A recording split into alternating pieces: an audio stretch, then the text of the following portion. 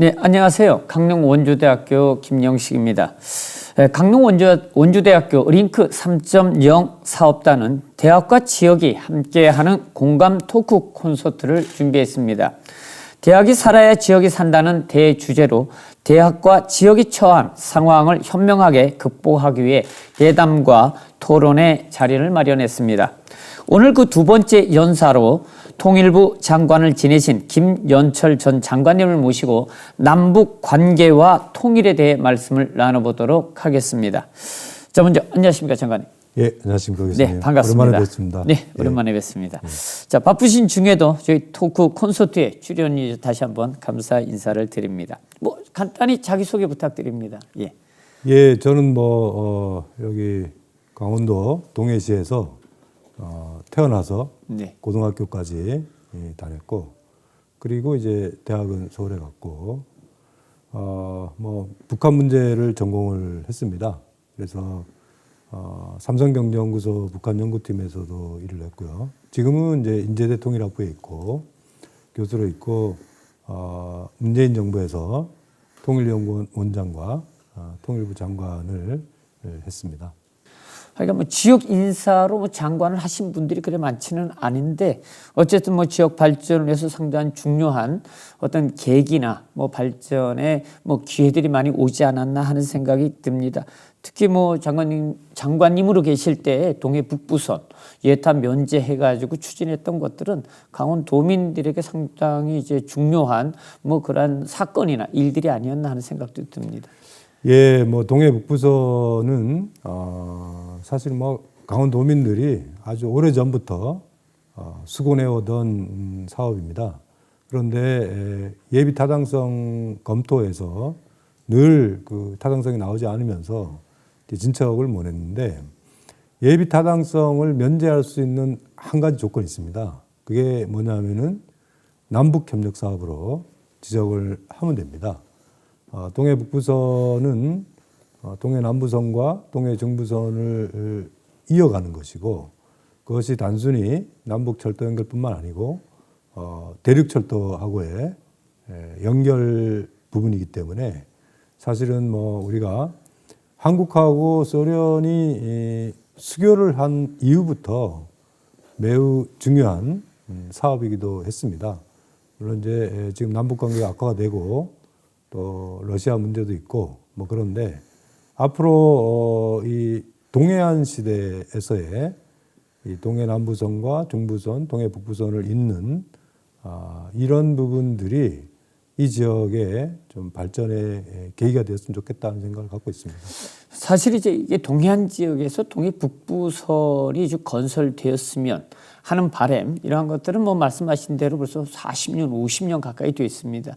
근데 이제 그렇게 왜 동해 북부선을 동해 지역에 이렇게 빨리 놔달라고 우리가 요구를 했는가, 이런 것들을 보면 아시는 것처럼 이제 그 강원도 동해안 지역은 특히 이제 수도권으로부터 좀 멀리 떨어져 있고 또 그런 것들 때문에 중앙에 어떤 여러 가지 문제들로부터 이제 소외되어 왔다. 그러니까 지역 발전이 소외되었다는 지역 주민들의 의견이 상당히 강했습니다. 이제 그러다 보니까 우리 지역 발전을 위해서도 뭔가 좀 하나 SOC가 있어야 되는 게 아니냐라고 했을 때, 그러면은 동해 북부선이 지역 발전에 많은 도움이 되겠다라고 생각을 했던 것이고요. 그 다음에 이제 또 하나는 이제 적정적 문제도 있지 않습니까? 그건 이제 좀 이따 얘기를 할 텐데, 사실 동해 북부선을 통해서 지금 말씀하신 대로 철도, 물류, 여객, 이런 것들이 들어오면 우리 지역 발전에 상당히 도움이 많이 되고 또 기업 유치하는 데도 많이 도움이 되지 않겠습니까? 예, 뭐 교통이 뭐 관광이라든가 산업 발전에 있어서는 굉장히 중요한 인프라입니다. 그리고 동해선이 갖는 의미는 이게 사실은 이제 뭐 경상북도 해안가도 그렇고 강원도 동해안도 그렇고, 이게 과거에는 이제 교통 인프라가 부족하면서 여러 가지 발전의 사각지대로 남아 있었던 그런 부분들이 있는데, 물론 이제 지금 와서 그 친환경을 찾는 친환경 관광의 또 거점이기도 하고요. 그런 차원에서 보면은 동해 북부선이 갖는 의미가 이제 굉장히 큰데, 이거는 단순히 일종의 그 종축으로 철도가 놓여진다 하는 것이 횡축으로의 연결과 또 시너지 효과를 가질 수가 있습니다. 지금 뭐 춘천에서 속초라든가 또 서울에서 강릉이라든가 또 원주에서 동해 삼척인 거기에 이제 철도와 도로 또 고속도로 이런 것이 이 동해선과 연결됨으로 인해서 그 철길과 도로가 지나가는 그 지역이 조금 더 미래지향적인 발전할 수 있는 계기가 아닌가 하는 생각을 많이 듭니다. 네, 맞습니다. 사실 오늘 주제는 이제 SOC는 아닌데 어떻게 하다 보니까 이제 철도, 도로 이런 얘기들이 좀 나왔습니다. 어쨌든 그동안에 사실 강원도, 특히 영동 지역 같은 경우에는 뭐 수도권과 고속도로도 하나 제대로 없었지 않습니까? 뭐 영동 고속도로도 뭐 2차선이었다가 4차선으로 된 지 뭐 그리 오래되지 않았습니다. 그나마 이제 다행인 것은 2018 평창 동계올림픽 때문에 KTX가 이제 놓여지게 된 것. 그 다음에 이제 앞으로 속초에서 춘천 서울을 연결하는 동서고속철도가 이제 만들어지는 것. 이런 것들을 본다면 지금 이제 장관님 말씀하신 대로 동해안 지역에 이제 남쪽과 이제 앞으로 만약에 남북 관계가 좋아지면 북쪽을 연결하는 철도, 동해북부선이 연결되면 사실 동해안 지역은 어떤 새로운 성장 동력을 마련할 수 있는 좋은 기회가 되지 않을까 하는 생각도 들고요. 사실 이제 뭐 저나 장관님이나 이제 대학에 있지 않습니까?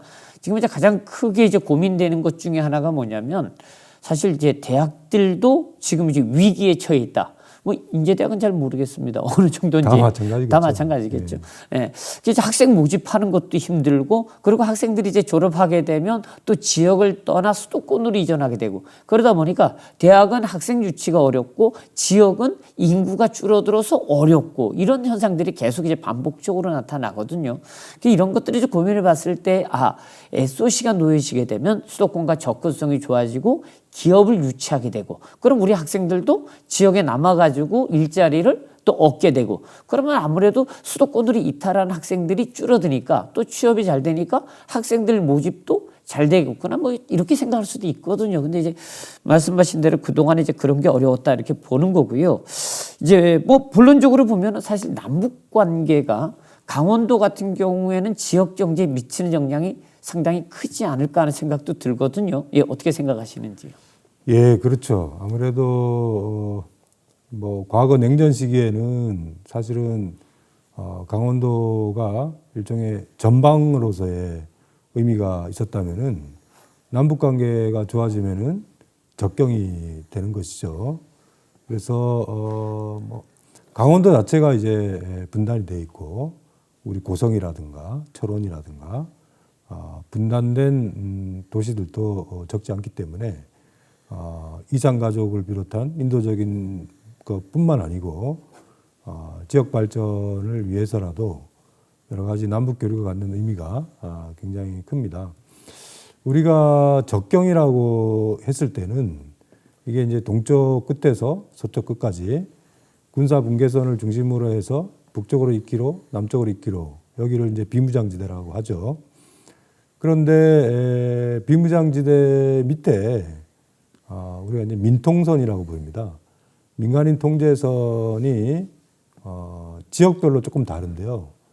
굉장히 넓죠.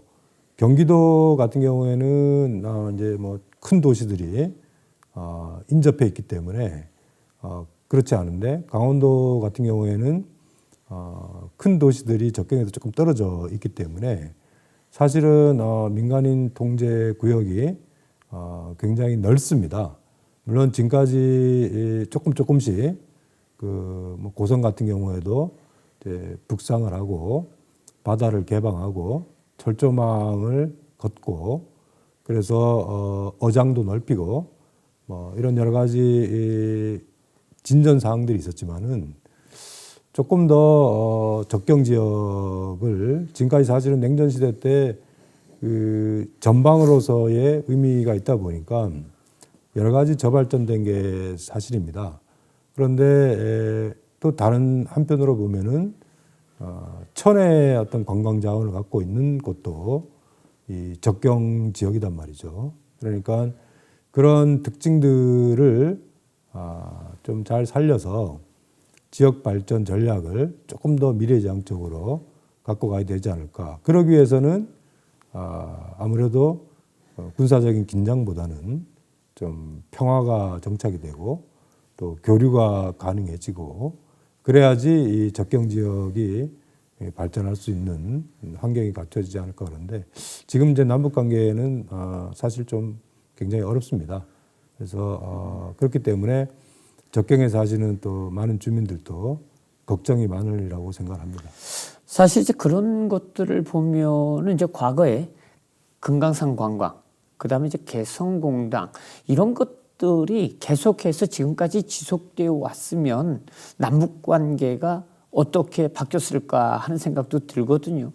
특히 이제 아시겠지만 이제 고성군 같은 경우에는 이제 금강산 관광이 진행됐을 때에는 인구도 늘어나고 상당히 지역 경제도 활성화됐었습니다. 그런데 금강산 관광이 이제 중단된 이후에 지금 뭐 인구도 많이 줄었고요. 지역 경제도 지금 많이 침체된 이런 상황들이거든요. 혹시 금강산 관광, 그래서 저도 지역 주민들도 이게 재개되면은 어떨까? 왜냐하면 대한민국의 많은 국민들이 금강산 관광을 하고 싶어 하잖아요. 솔직히. 그럼에도 불구하고 지금 이제 갈 수 없는 이런 상황인데 혹시 이게 이제 통일부 장관으로 재임 시절에 금강산 관광을 한번 재개해 보겠다라든가 뭐 그런 것들을 북한하고 좀 얘기한 적이 있습니까? 뭐 잘 아시다시피 금강산 관광은 2010년에 우리 관광객이 이제 총격으로 사망하면서 중단이 됐습니다. 네. 그래서 그 이후에 뭐 다양한 방식으로 재개를 논의를 했는데 특히 2017년을 기점으로 해서 북한에 대한 제재가 과거와 비교할 수 없을 정도로 아주 촘촘하고 또 범위도 넓고 그러다 보니까 이 관광 재개를 하기가 그 관광 재개를 하기 위해서 풀어야 될 문제들이 굉장히 많아진 거죠. 그래서 이제 그런 그 상황 속에서 이 관광이라는 것은 사실은 제재에 해당되지는 않습니다. 그런데 이 관광을 하는 과정에서 뭐 돈이 오간다라든가 또 관광객을 모집하고 하는 뭐 여러 가지 그런 것들은 또 제재에 저촉되는 부분들도 있거든요.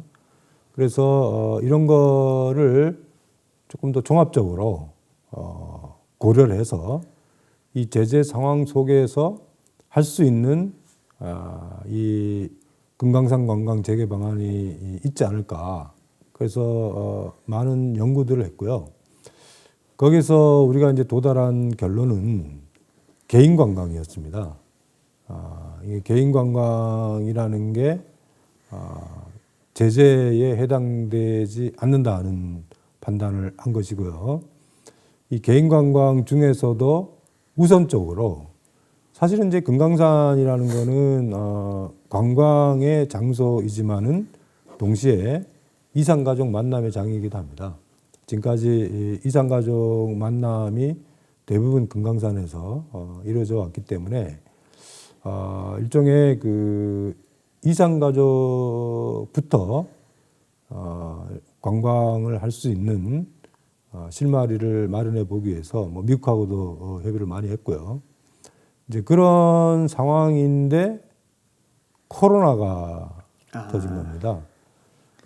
북한도 사실은 제재 상황에서 뭐 산업을 발전시키기 어려우니까 뭐 자본을 유치하기 어려우니까 관광 산업에 총력을 기울인 거란 말이죠. 그래서 원산 갈마 지구에 정말 대규모 리조트를 짓고 또 갈마에 공항도 만들고 거기 아마 공항이 만들어지면은 이 양양공항과 갈마공항과의 이 연결 이런 부분들도 사실은 굉장히 깊숙하게 검토를 해봤습니다. 그런데 안타깝게도 2020년 1월 달에 코로나가 터지면서 북한이 모든 국경을 폐쇄를 했고 중국 관광객도 다 중단이 됐고 그리고 원산갈마지구처럼 관광 인프라 사업들도 다 중단이 됐습니다. 그래서 매우 안타깝게 생각을 하고요. 코로나가 극복되는 대로 그 이전에 논의했던 것들이 조금 더 깊이 있게 논의를 해봐야 되지 않을까라는 생각이 드는데, 다만 그때하고 지금은 또 북한의 핵 문제도 훨씬 악화가 됐고 남북 관계도 여러 가지 악화가 된 게 사실입니다. 그래서 그런 것들을 좀 종합적으로 고려해서 가능한 방안들을 좀 검토를 해봐야 되겠죠. 지금 이제 그 개인 관광을 만약에 북한에 들어가서 하게 되면 우리나라 사람들은 이제 허가를 받아야 되는 거죠. 그렇죠. 당연하죠. 우리 같은 경우에는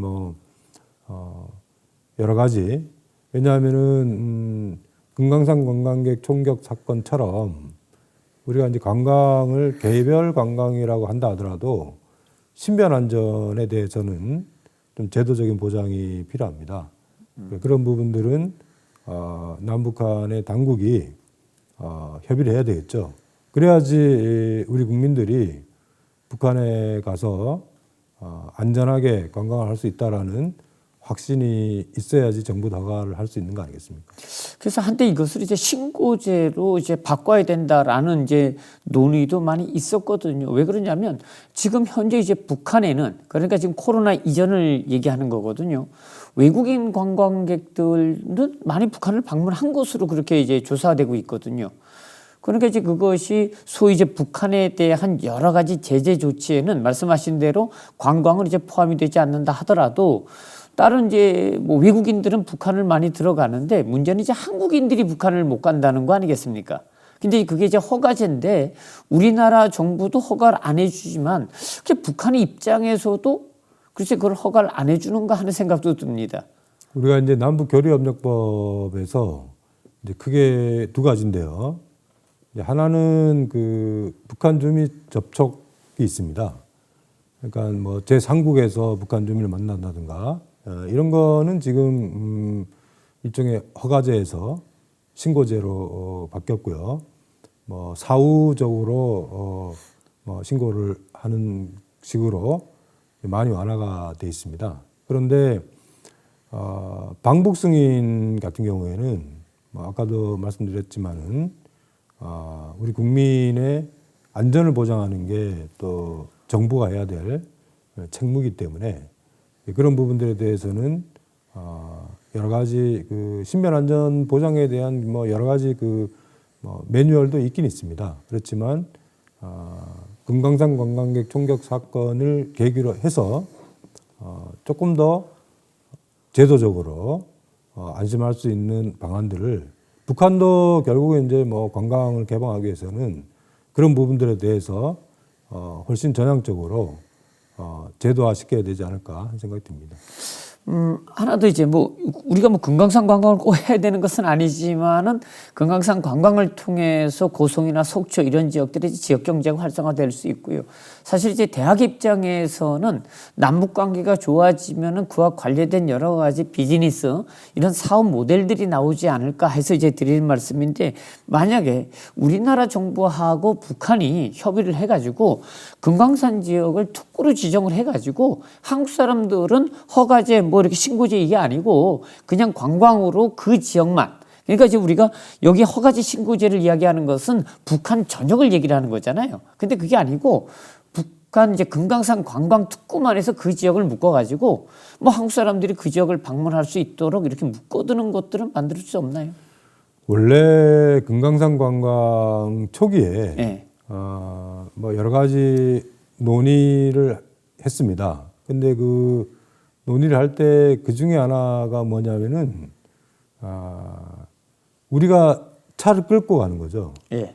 자기 자가용을 끌고 금강산을 방문하고 하는 부분들인데 북한이 그런 부분까지는 자신감을 갖지 못하면서 성사가 되지 못했는데요.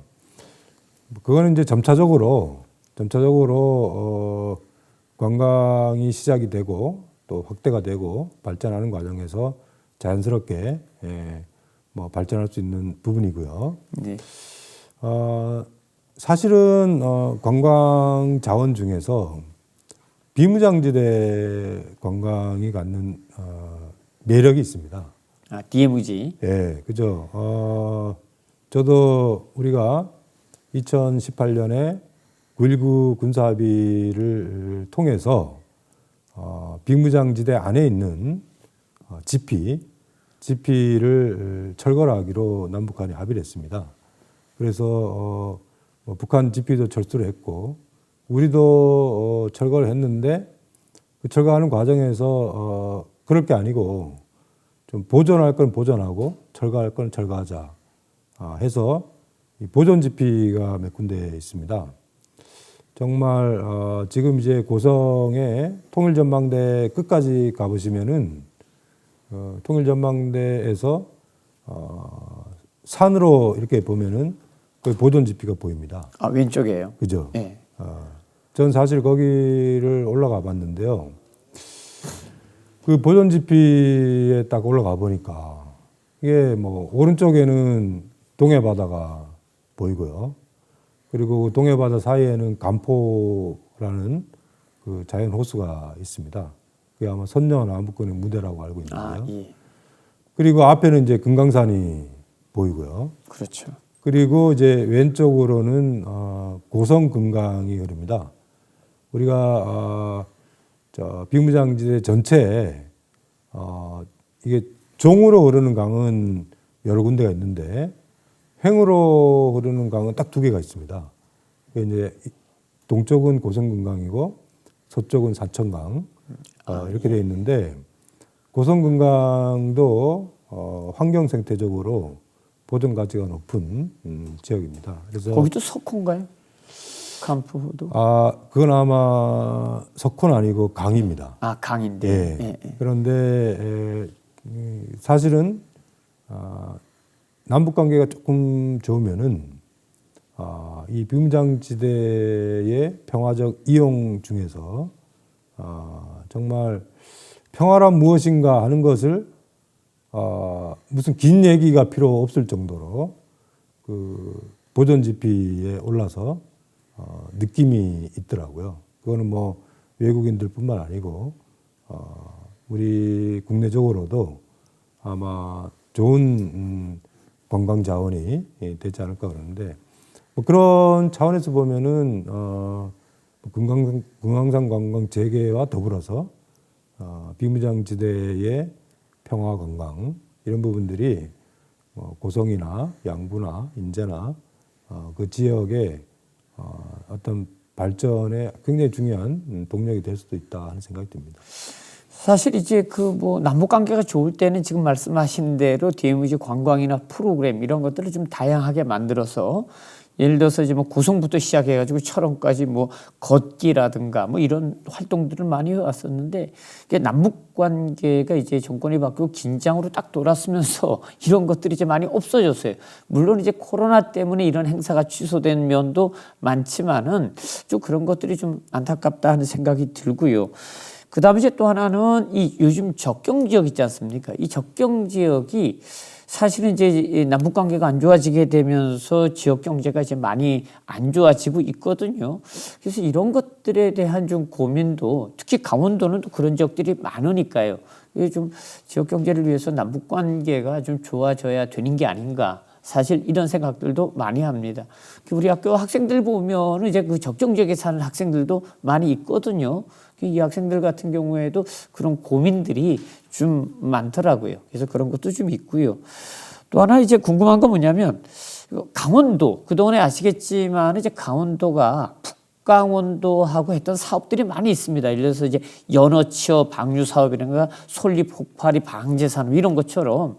근데 과거에는 냉전 관계에 있더라도 이런 이제 그 지방자치단체 간의 그런 협력들이 있었거든요. 그런데 이제 어느 순간부터 이런 것들이 없어져 버렸어요. 그래서 지방자치단체 아니면 이제 기초자치단체들이 이런 것들을 좀 할 수 있게 해주면 어떤가 하는 생각도 들거든요. 예, 우리가 이제 접경 지역이라 그랬을 때는 물론 뭐 남북 관계가 좋아서 서로 교류를 하고 또 협력 사업을 하면 좋은데 뭐 남북 관계라는 게 좋을 때도 있고 또 지금처럼 또 악화될 때도 있고 그런데 사실은 뭐 남북 관계가 악화가 되더라도 해야 될 일이 여러 가지가 있습니다. 아까 말씀하셨던 이 국토는 연결되어 있습니다. 사람의 교류는 끊어졌다 하더라도 예를 들어서 산불이 나면은 고성에서 산불이 나면은 우리가 지금 대체로 소방 헬기가 떠서 그 산불을 잡는데 그게 북쪽에서는 계속 불이 타고 있단 말이죠. 그러니까 남북한이 그 산불에 대한 공동 대응을 할 수 있어야지 우리가 남쪽의 산불을 근본적으로 진화할 수가 있는 거고요. 그 다음에 자연재해 같은 것도 마찬가지입니다. 자연재해 같은 경우에도 홍수가 나거나 기타 등등 지금 우리 남북한의 수자원 협력 같은 게 굉장히 절실합니다. 북한은 북한대로 이게 금강산 댐을 비롯해서 전기 생산을 위해서 이제 이 댐을 만드는데 그렇게 되면은 대체로 이 남쪽으로 흐르는 강의 수량이 줄어들게 되고 그렇게 되면은 이제 환경적으로 굉장히 악화될 수밖에 없죠. 그런 필요성도 있고요. 아프리카 돼지열병을 우리가 겪었지 않습니까? 네. 결국 아프리카 돼지열병도 우리가 총력을 기울여서 남하를 막기 위해서 정말 노력을 많이 했는데 결국 한계가 있었던 것은 이 비무장지대 전체에 대한 멧돼지를 통제할 수가 없었기 때문에 이게 아무리 노력해도 아프리카 돼지열병이 여전히 근절되지 않는 부분들이 있습니다. 여기 이제 뭐 솔잎 혹발이라든가 또 각종 이제 전염병들 뭐 기타 등등 이런 부분들에 대해서도 남북한이 협력을 해야 됩니다. 관계가 좋지 않더라도 이런 부분들은 서로가 이득이 되는 부분이기 때문에 사실 우리가 훨씬 더 필요로 하죠. 그런 차원에서 이 사람의 교류가 끊어졌다 하더라도 국토는 연결되어 있다라는 것을 결코 망각해서는 안 됩니다. 네, 그러니까 군사적인 목적이 아니고 공익 목적에서의 남북 관계 협력. 뭐 다시 한번 지금 말씀하신 대로 이제 방역, 환경, 산불 뭐 이런 것들에 관해서는 좀 남북이 충분히 협력해도 되지 않을까 하는 생각이 들거든요. 근데 이제 이게 전체적으로 이제 군사적인 것들을 확대 해석하다 보니까 뭐 군사적으로 좀 뭐 미사일 아니면 대포 쏜다 이러면은 혹은 이제 뭐 핵 실험 개발 뭐 이런 것들이 되면은 좀 개별적으로 이루어지는 것이 아니라 포괄적으로 전부 다 금지 뭐 이렇게 돼버리니까 이런 사업들이 좀 추진되지 않고 있지 않나 하는 생각도 들거든요. 그러니까 뭐 이제 우리도 사실은 이제 중앙 정부가 어떤 정책을 취하느냐 하는 것도 중요하지만 또 지방자치단체가 정말 지역에 정책적인 수요가 있거든요.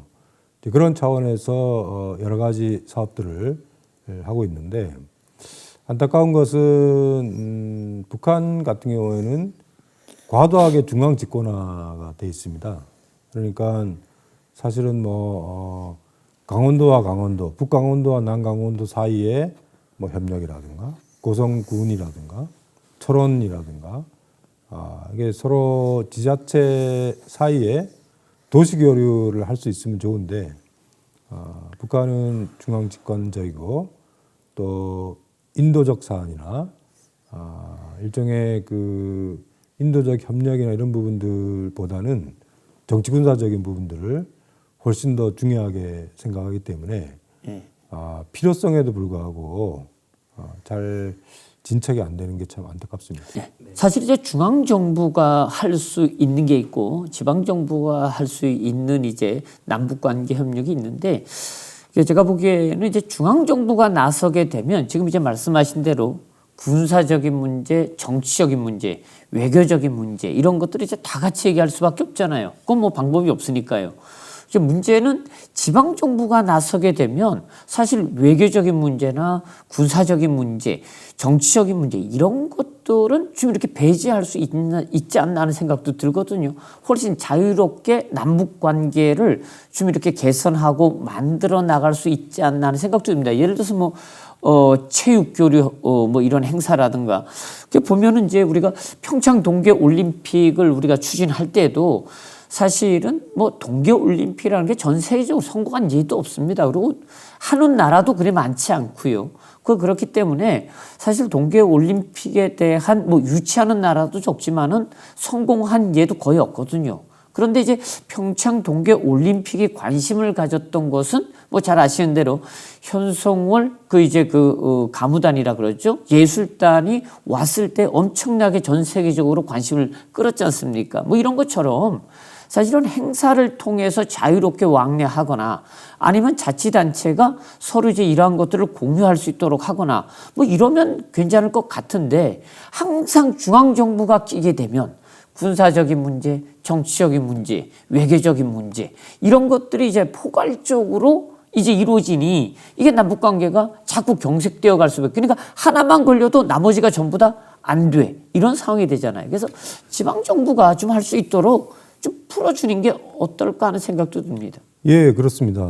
실제로 동서독 통일 과정에서 그 도시교류가 상당히 굉장히 중요한 역할을 했습니다. 우리도 이제 지방자치 제도를 지금 실시를 하고 있고 가능하면은 지역의 발전을 위한 그 지방 정부의 뭐랄까 좀 자율권이 조금 더 확대되어야 되지 않을까 하는 생각이 좀 많이 듭니다. 그래서 뭐 제가 장관으로 있을 때 교류협력법을 개정을 했는데요. 그 취지는 뭐냐면은 분권형 대북 정책을 한번 해보자는 거였습니다. 그래서 남북 교류를 중앙 정부가 독점하던 시대에서 이제 민간과 중앙 정부와 지방 정부가 함께 추진할 수 있는 그런 그 분권형으로 한번 가보자. 그래서 지금 교류협력법 상으로는 지방 정부가 권한들을 제도적으로 지금 많이 보장이 돼 있습니다. 물론 이제 남북 관계가 계속 악화되다 보니까 이 분권형 대북 정책이라는 게 현실적으로 실현이 안 돼서 이제 많은 국민들이 실감을 하지 못하는데 조금 더 안정이 되면은 그런 방향으로 가는 게 맞지 않겠나 하는 생각이 듭니다. 왜냐하면은 지방 정부의 교류협력 사업이라는 것은 대부분은 그 지역의 특성과 관련되어 있습니다. 그 지역의 특산물이라든가 그 지역이 갖고 있는 역사적인 것도 있고 그리고 그 지역이 갖고 있는 필요도 있거든요. 뭐 농업협력이라든가 기타 등 여러 가지 그런 부분들이 있기 때문에 좀 더 지방정부의 권한을 확대하는 게 바람직하지 않을까 하는 생각이 듭니다. 요즘 이제 북한이 며칠 전에도 이제 대포도 많이 쏘고 그랬지 않습니까?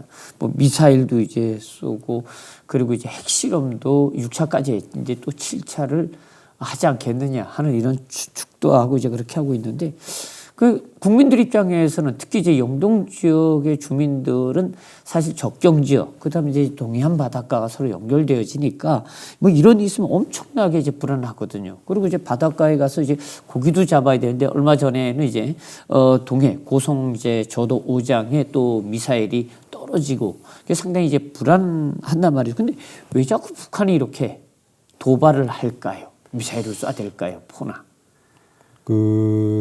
참 제가 봤을 때도 예.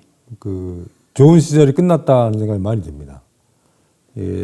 한반도를 둘러싼 이 질서가 격변기에 접어들지 않았나 하는 생각이 많이 드는데요.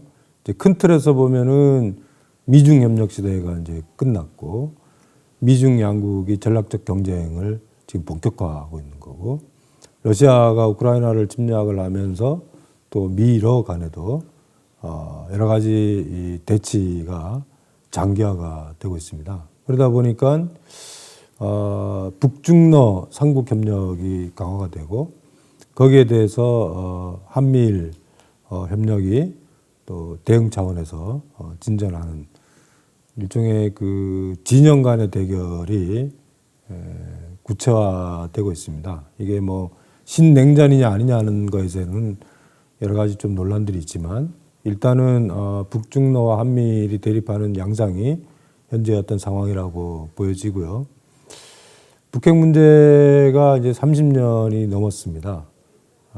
여러 번의 기회들도 있었지만 그 기회들을 살리지를 못한 것이고 그러다 보니까 뭐 마지막으로는 이제 2019년 2월 달에 하노이 회담이 이제 결렬이 되면서 남북 관계가 북미 관계도 남북 관계도 다 악화가 돼 왔던 거죠. 그런 차원에서 보면은 북한의 핵 능력이 과거와 비교할 수 없을 정도로 고도화돼 있고요. 그리고 뭐 이런 그 과정에서는 북한 문제에 대한 국제적인 어떤 공감 그리고 국제적인 공동 대응 체제가 무너진 것도 원인이라고 볼 수가 있을 것 같습니다. 우리가 북한이 일종의 전략 도발을 하게 되면은 유엔 안전보장 이사회에서 결의안을 통해서 제재를 강화하거나 또 국제사회가 한 목소리로 그런 부분들에 대해서 대응을 해왔는데 지금 러시아 전쟁 이후에는 유엔 안전보장 이사회가 공동의 목소리를 내지 못하고 있습니다. 북한이 이 탄도미사일을 발사해도 지금 안전보장 이사회에서 그런 부분들에 대해서 중국하고 러시아가 다른 입장을 표현하고 있는 거죠. 그러다 보니까 이제 북한 입장에서는 군사력을 확대하는 것에 대한 국제적인 부담이 많이 약화가 된 거죠. 이제 그런 부분들이 좀 큰 것 같고요. 결국 협상 국면이 만들어지지 않으면은 군사적 긴장은 높아질 수밖에 없습니다.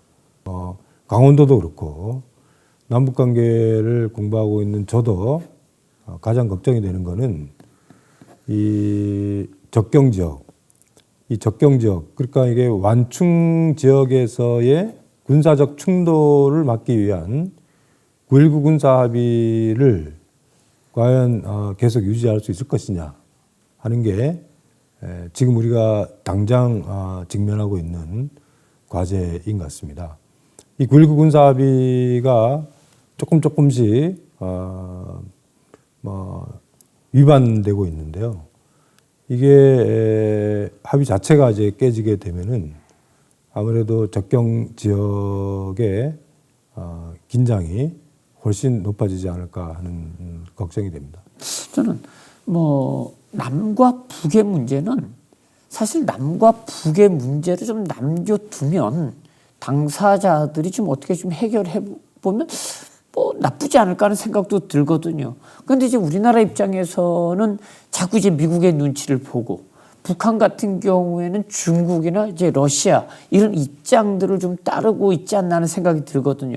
그러니까 이제 당사자들끼리 어떻게 좀 해결을 해야 되는데 당사자들이 그 일을 하기 위해서는 주변국들에게 또 자기 우방국들에게 허가를 맡아야 된단 말이죠. 그러다 보니까 그 우방국들은 자기들의 이익을 위해서 원하는 것들을 각 국가들에 요구를 하는 거죠. 우리 입장에서는 뭐 미국이나 일본이나 이런 이제 우방국들이 요구하는 게 있고 북한 같은 경우에는 중국과 러시아가 요구하는 게 있고 이러다 보니까 사실은 당사자들이 만나도 우리가 뭐가 필요한지보다는 주변국들이 필요한 것들을 얘기하다 보니까 내용들이 정리가 좀 안 되는 경향이 있지 않나 하는 생각도 들고요.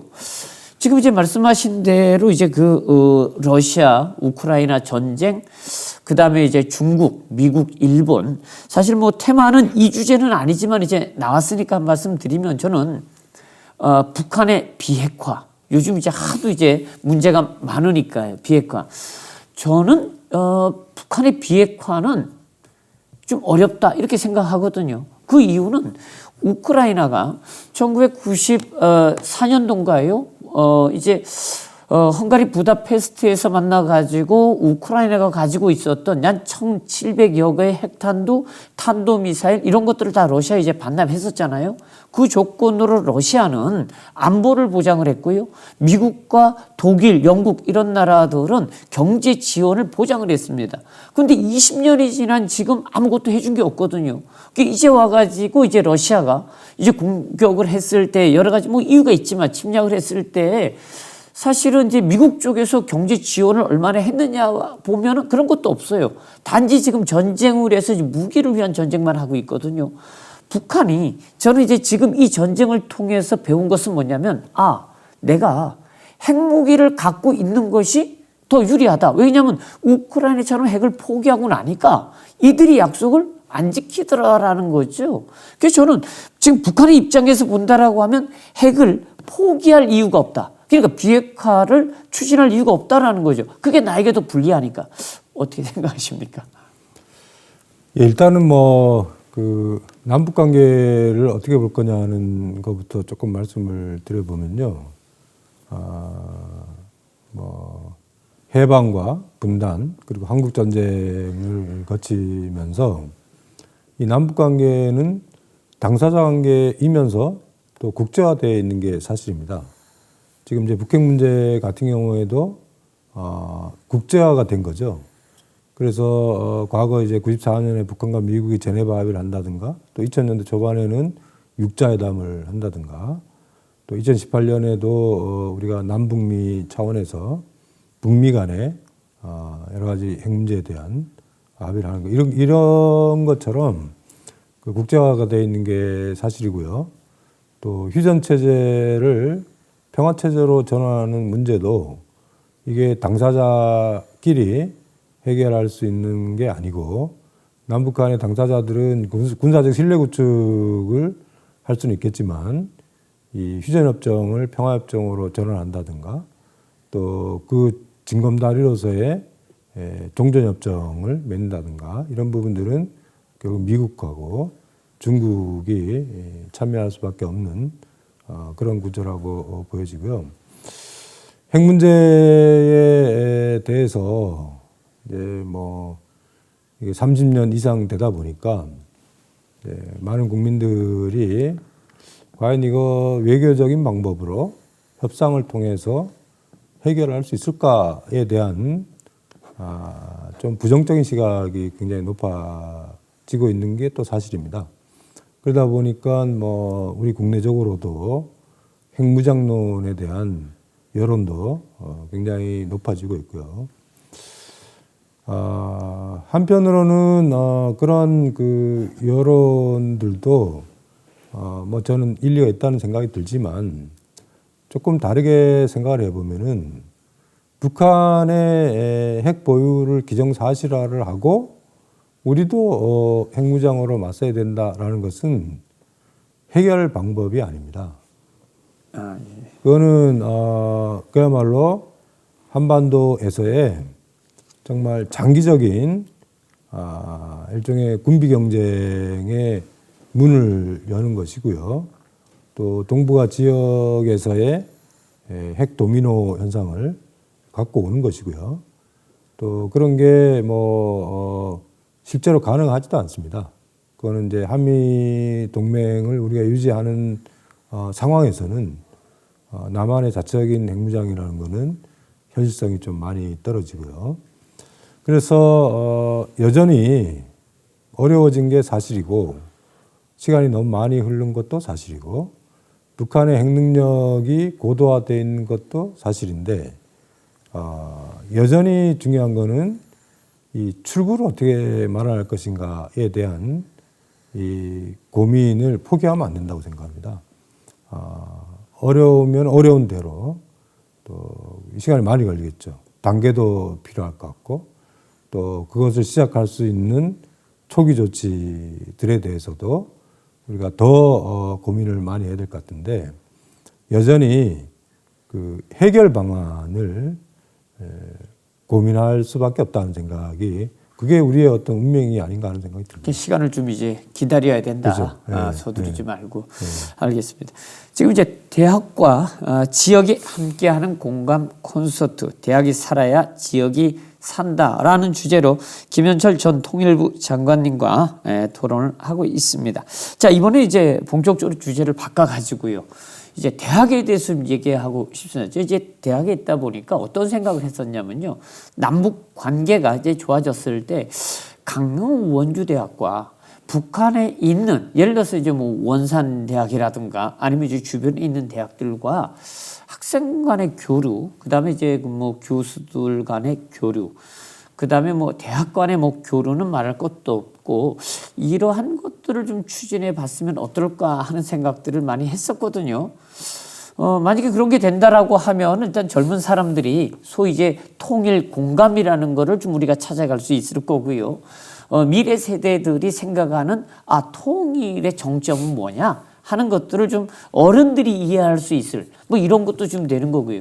왜 그러냐면은 사실 젊은 사람들이 통일을 이해하는 것과 또 이제 우리 기성세대들이 통일을 이해하는 것은 보니까 전혀 다르거든요.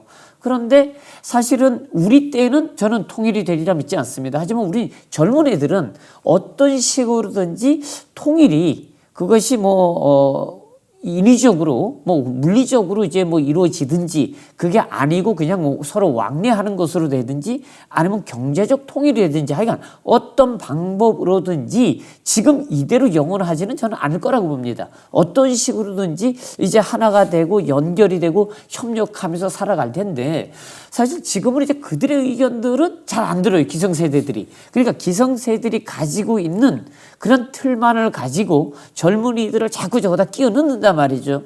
그러다 보니까 좀 이런 문제가 있지 않나. 그래서 사실 강릉원주대학교와 이제 북한에 있는 대학 이게 좀 MOU를 맺고 좀 우리도 학생들을 좀 보내고 북한의 학생들을 좀 받아가지고 그들 간에 어떤 교류 이런 것들을 좀 만들어 가는 게 어떨까 하는 생각도 좀 자주 했습니다. 어떻게 생각하십니까? 가는 문 맞습니까? 당장에는 좀 어려울 것 같고요. 쉽지 않죠. 일단은 그 교수님께서 지적을 해주셨지만 이 통일 미래 세대가 통일에 대해서 어떻게 생각을 하고 그리고 어떤 그 계획을 갖고 하는 건 굉장히 중요합니다. 왜냐하면은 말 그대로 그 미래 세대가 통일의 주역이기 때문에 대체로 보면은 이제 우리 사회가 세대가 바뀌면서 통일 문제에 대한 인식도 많이 변화하고 있는 것도 사실이죠. 크게 보면은 저는 통일은 과정이라고 생각합니다. 결과도 통일이 되면은 그것이 우리에게 어떤 이득을 줄 것인가 하는 상상력도 필요하지만 결국 현재의 악화된 남북관계 상황 속에서 우리가 헤쳐나가야 될 과제들이 무엇이고 그 과제들을 어떻게 해결해 나갈 것인가를 훨씬 더 중요하게 고민해야 되지 않을까 하는 생각이 들고요. 젊은 세대들은 대체로 통일 문제에 대해서는 굉장히 장기적이고 굉장히 단계적으로 접근을 합니다. 가능하면은 이질성이 좀 더 완화됐으면 좋겠다 하는 것이고 그리고 통일의 과정 자체가 개인의 삶에 어떤 이득을 줄 것인가를 실감하지 않으면은 굉장히 부정적일 수밖에 없는 것이죠. 그래서 교수님께서 말씀하셨지만은 이 통일 미래 세대가 체험하는 게 굉장히 중요합니다. 지금 이제 남북관계 현실이라든가 분단이라든가 이런 문제들에 대해서는 가장 큰 문제는 관심이 없다라는 게 가장 큰 문제겠죠. 그래서 이 관심을 갖고 고민을 해야 될 중요한 주제이죠. 그러다 보니까 좀 더 체험할 수 있는 기회를 많이 줬으면 좋겠다. 우리 내부적으로도 비무장지대 체험도 중요하고요. 또 남북 관계가 좋아져야 되겠지만은 학교 간 교류 하는 것도 굉장히 중요합니다. 최근에 와서는 북한에 대한 제재가 강화가 되면서 북한의 유학생들도 유럽이라든가 이쪽에 나와 있는 유학생들도 많이 줄었습니다.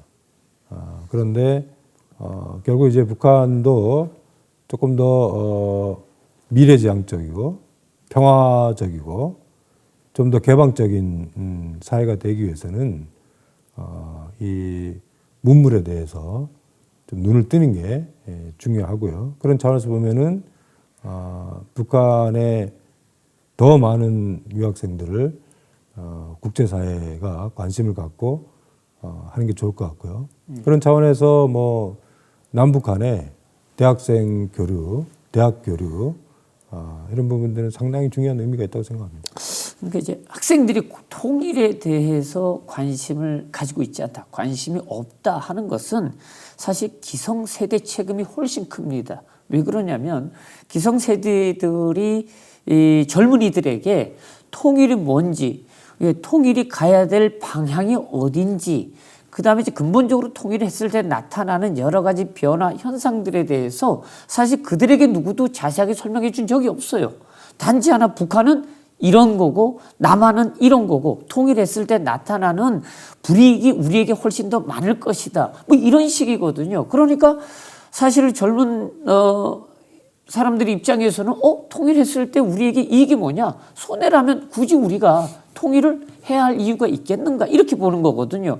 그러니까 그런 식으로 접근하다 보니까 젊은이들이 통일에 무관심하게 되고 통일이라는 것에 대해서 제대로 교육을 받아본 적이 없어요. 초, 중, 고등학교, 대학 과정에서도. 그래서 저는 일단 가장 기본적인 것은 뭐냐면 일단 통일이 뭔지, 통일이 했을 때 나타나는 여러 가지 긍정적, 부정적인 것들, 이런 것들을 전체적으로 알려주고 그들이 생각을 좀 이렇게 변화시켜가는 과정들을 만들어 가야 되는데 사실 대학도 그런 게 거의 없지 않습니까? 지금 이제 지금 우리 어떻게 보면 교수님이시잖아요. 그 학생들에게 그런 얘기를 혹시 가르치면 학생들이 뭐라고 답을 하던가요? 솔직히 저는 지금 제가 이제 맡고 있는 직책이 하나 있어가지고 가끔 학생들에게 물어봅니다. 이게 남북 간의 관계 통일에 대해서 어떻게 이해를 하느냐라고 하면 말씀하신 대로 대부분이 모르고요. 부분적으로 설명해주고 통일을 일방적으로 원하느냐 원하지 않느냐라고 물어보면 대부분의 학생들의 답은 노입니다. 왜? 했을 때 나타나는 이익에 대해서만 생각을 하는 거예요. 지금 말씀하신 것처럼 아니 북한은 가난하고 우리가 더 훨씬 잘 사는데 하게 되면 결국 우리가 많은 것을 북한에 내줘야 되는 것이 아니냐 이렇게 단순하게 생각하거든요. 그러니까 북한이 가지고 있는 그 많은 자원들 우리가 그것을 활용할 방법들 또 말씀하신 대로 동해북부선을 통해서 우리가 러시아를 가게 되면 그것을 통해서 우리가 가져오는 수많은 경제적 이득 그리고 이렇게 동해북부선이 연결되면 러시아가 가지고 있는 PNG, 천연가스를 우리가 가져다가 저렴하게 에너지를 사용할 수 있는 것들 이런 것들을 좀 체계적으로 설명하면 학생들도 왜 우리가 통일을 해야 되는지 그리고 그 방향으로 늦지만 조금씩 다가가야 되는지 하는 것들을 좀 이렇게 끌고 갈 수 있지 않을까 하는 생각이 드는데 누구도 그런 얘기는 잘 안 해줘요. 이게 이제 세대 간의 그 인식의 변화를 우리가 실감할 수 있는 게 바로 문화 영역입니다. 네. 특히 이제 영화라든가 이런 소설이라든가 이런 부분들인데 사실 한때는 이제 통일을 유토피아로 그랬죠. 그러니까 통일이 되면은 모든 게 좋아지고 강대국이 되고 인구가 많아지고 그런 거. 근데 최근에 대체적으로 이 경향을 보면은 통일 문제를 유토피아가 아니고 정반대의 디스토피아로 그리는 게 거의 유행입니다. 그만큼 남북 간의 이질적인 그 체제와 문화와 정치가 통일 이후에 어떻게 충돌하게 되고 그런 충돌이 갖고 오는 사회 부조리라든가 병리 현상이라든가 이런 부분들에 초점을 맞춰서 이제 많은 영화들이 만들어지고 있는데요. 아마 실질적인 통일이라는 거는 그 유토피아와 디스토피아 사이일 겁니다. 그야말로 일종의 그 좋은 점과 또 해결해야 될 점을 그야말로 객관적으로 이해하는 게 실질적인 통일의 과정, 통일의 길을 찾아내는 데 좀 도움이 되지 않을까 그런 생각이 좀 많이 들고요. 저도 이게 기성세대들이 좀 더 마음의 문을 좀 열고 젊은 세대와 대화를 하는 노력이 굉장히 필요합니다. 저도 학교에서 많이 들으려고 노력을 하는데요. 또 이 젊은 세대의 특징은 이념으로 접근하는 건 아니거든요. 이익으로 접근하는 거기 때문에 얼마든지 이성적으로 자기가 알고 있었던 게 잘못 알았던 거라든가 또 모르는 부분이 있다든가 이런 게 있으면은 금방금방 자기 견해를 수정하는 게 또 젊은 세대의 특징이기도 합니다. 그렇기 때문에 좀 더 많은 대화가 있어야 되지 않을까 하는 생각이 들고 아까 얘기했던 대로 그 체험학습 같은 것들이 일방적인 어떤 그 교육 방식보다는 우리 학생들이 스스로 느낄 수 있는 그런 기회들이 더 많아졌으면 좋겠다는 생각이 듭니다. 이제 외국을 나가지 않습니까? 그 이제 아이들을 데리고 저도 이제 교환 교수로 이제 미국이나 이제 아니면 이제 뭐 영일 가든가 이렇게 하면은요. 아이들은 미국에 가가지고 적응하는 속도가 엄청 빨라요. 근데 어른들이 가서 적응하는 속도는 엄청 느리거든요. 그래서 제가 이제 곰곰이 생각해 봤어요. 왜 이렇게 적응하는 시간들이 오래 걸리느냐. 그러니까 어른들은 이미 자기만의 생각, 자기만의 사고가 딱 막혀 있어요. 그죠. 그러니까 이것을 내가 깨고 저들과 어떤 문화적인 아니면 언어적인 이런 것들을 소통하기 위해서는 많은 시간이 걸리더라고요. 그것을 하나씩 깨야 그 다음에 이 사람과 소통이 가능해지니까요. 근데 아이들 같은 경우에는 그런 게 없어요. 그냥 순진무구해요. 그냥 내가 필요하면 외국인이고 뭐 한국인이고 이런 거 없이 그냥 가서 부탁하고 얘기하고 자연스럽게 친해진단 말이에요. 근데 우리는 많은 생각들을 하게 돼요. 저 사람하고 친하게, 저 사람은 직업이 뭐지? 혹은 저 사람은 언제 시간이 있지? 저 사람인데 내가 뭘 부탁해? 이런 많은 생각들을 한단 말이죠. 남북 관계도 사실은 어른들이 접근하는 것보다 기성세대가 접근하는 것보다 지금 말씀하신 대로 젊은이들 그러니까 대학생들은 훨씬 더 쉽게 자기들끼리 대화하고 좀 토론하고 이해하면 좀 더 좋은 환경들을 좀 만들어가지 않을까 하는 생각이 들거든요. 근데 이제 이런 공감의 장 이런 것이 전혀 없어요. 그래서 좀 이런 것들을 좀 만들어 볼까 하는 생각도 있는데 지금은 안 되니까요. 통일 교육도 훨씬 더 좀 다양해지고 또 더 발전해야 될 부분들도 적지 않습니다. 우리가 대체로 보면은 젊은 세대의 특징 중 하나가 기성세대와는 다르게 국제화되어 있다는 거거든요. 국제화되어 있고 또 국제사회와 소통하는 속도가 기성세대하고는 비교할 수 없을 정도로 굉장히 빠릅니다. 그래서 저는 이제 학생들한테 사례들을 좀 많이 알려주고 싶어요. 우리가 통일하면은 뭐 독일 사례만 있는 건 아니거든요. 독일 사례는 뭐 성공한 사례라 볼 수 있겠지만 예멘 사례처럼 또 처참한 실패로 기록되는 사례들도 있습니다. 뭐 그런 것이 어떤 하나를 사례 연구를 할 게 아니고 그야말로 다양한 사례 연구를 통해 갖고 통일이라는 것이 이상적인 것이 아니고 정말 현실의 문제로서 어떤 면을 갖고 있는가 그걸 종합적으로 좀 알아가 볼 수 있는 그런 내용들이 좀 더 중요하지 않을까 하는 생각이 들고요. 더 중요한 거는 사실은 이제 통일 교육이나 이런 부분들에 대해서 갈등 해결의 지혜가 굉장히 중요합니다. 결국 우리가 통일의 과정을 평화적으로 또 우리가 더 나은 어떤 미래를 위해서 준비를 한다 그랬을 때는 그 갈등들을 어떻게 슬기롭게 잘 헤쳐나갈 것인가 하는 것이거든요. 그리고 우리 사회 내부적으로 보더라도 대북 정책이나 또 통일 문제에 대한 이념적 갈등도 여전히 심각하고요. 또 정적인 양극화도 우려할 만한 수준인 것 같습니다.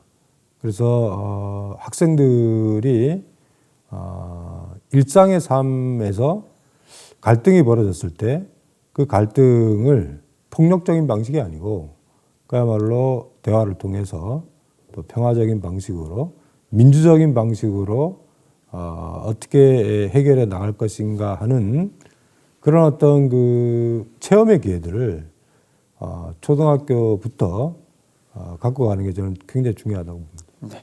뭐 시간이 벌써 많이 지났습니다. 지금 마지막 질문입니다.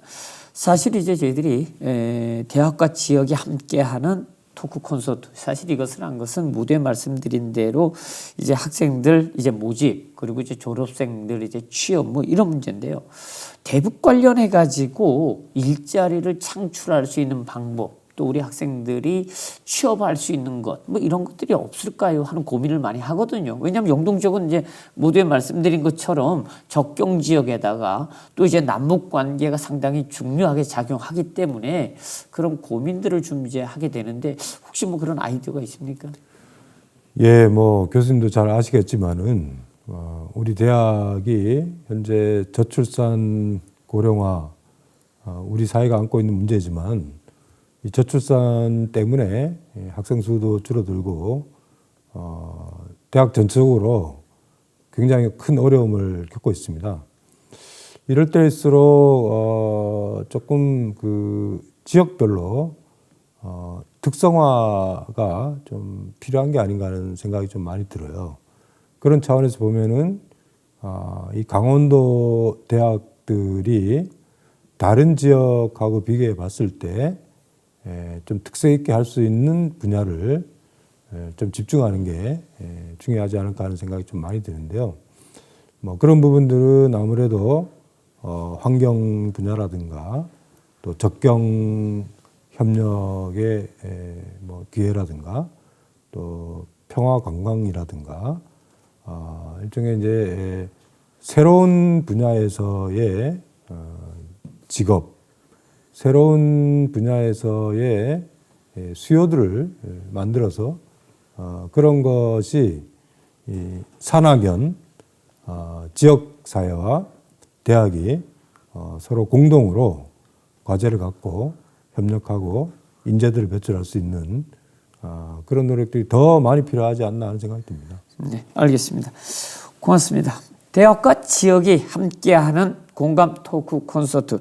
오늘은 두 번째 연사로 김현철 전 통일부 장관님과 함께했습니다. 긴 시간 토론해 주셔서 고맙습니다. 감사합니다. 네, 고맙습니다. 예.